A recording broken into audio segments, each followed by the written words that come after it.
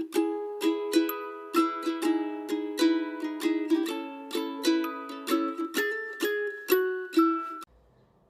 para pemirsa di rumah, apa kabar? Saya percaya semuanya dalam keadaan sehat-sehat saja dan selalu dalam penyertaan Tuhan. Saya kaget ketika saya bertemu dengan saudara seiman orang Kristen sendiri yang berbeda paham tentang pemahaman kemahakuasaan Allah. Dia mengatakan bahwa satu-satunya Allah yang Maha Kuasa itu adalah hanya Allah Bapa. Kalau Yesus itu, kalau Roh Kudus itu tidak bisa disamakan dengan Allah Bapa, karena Yesus itu adalah hanya sebagai perantara.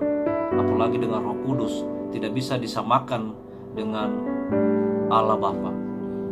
Lalu dia mengutip dari Ibrani pasal 1 ayat 2 yang mengatakan begini, maka pada zaman akhir Ia telah berbicara kepada kita dengan perantaraan anaknya yang telah Ia tetapkan sebagai yang berhak menerima segala yang ada oleh Dia Allah yang telah menjadikan alam semesta. Jadi dia mengutip ayat ini dan dia mengatakan bahwa Allah menciptakan alam semesta itu melalui perantaraan anaknya.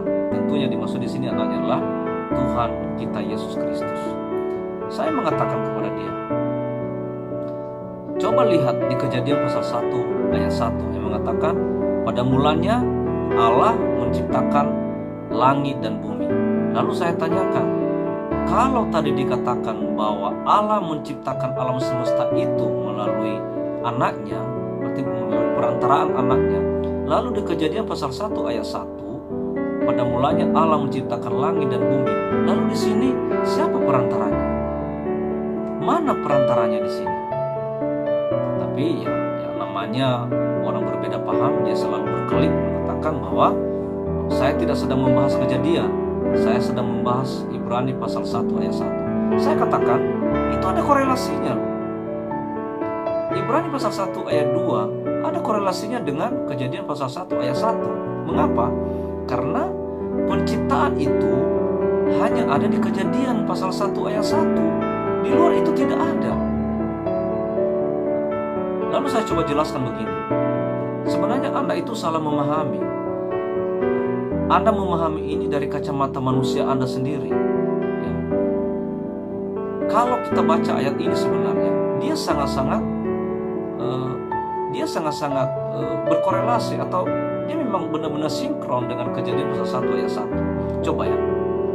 Dikatakan di sini, pada zaman akhir Ia telah berbicara kepada kita dengan perantaraan anaknya yang telah ditetapkan sebagai yang berhak menerima segala yang ada oleh Dia Allah yang telah menjadikan alam semesta. Yang dimaksud di sini perantaraan anaknya adalah sama dengan di Kejadian pasal 1 ayat 1 yang mengatakan pada mulanya Allah menciptakan langit dan bumi. Allah menciptakan langit dan bumi itu adalah tentu melalui firman-Nya. Dia berkata-kata, perkataannya itulah yang disebut dengan firman-Nya.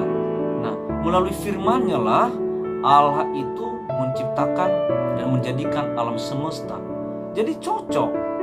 Di sini dikatakan dengan perantaraan anaknya. Siapa anaknya yang dimaksud? Yaitu firman-Nya yang telah menjadi manusia, yaitu Yesus Kristus. Saudaraku, kita jangan tertipu dengan pemahaman-pemahaman orang seperti ini. Meskipun kita sama-sama orang Kristen, tapi kalau dia memiliki pemahaman seperti ini, kita harus hati-hati. Ya. Ada juga yang punya pemahaman bahwa Yesus itu bukan Allah. Ada yang memahami bahwa Yesus itu hanya sebagai manusia yang suci dan sudah diangkat ke surga. Jadi dia bukan Allah, dia bukan Tuhan dan Juru Selamat. Itu kacau. Saya mau sampaikan kepada saudara-saudaraku, para pemirsa di rumah, hati-hati menghadapi orang seperti ini. Jangan sampai Anda diseret oleh pemahamannya yang sesat. Ya, inti iman Kristen itu adalah percaya bahwa Yesus itu adalah Tuhan dan Juru Selamat kita. Ya, oleh karena itu sekali lagi Saya mengingatkan kepada seluruh pemirsa di rumah, jangan sampai disesatkan, jangan sampai diseret pemahamannya kepada hal-hal yang membuat keimanan kita ragu atas keyakinan kita kepada Yesus Kristus sebagai Tuhan Yesus Kristus kita. Demikian, Tuhan Yesus memberkati. Shalom.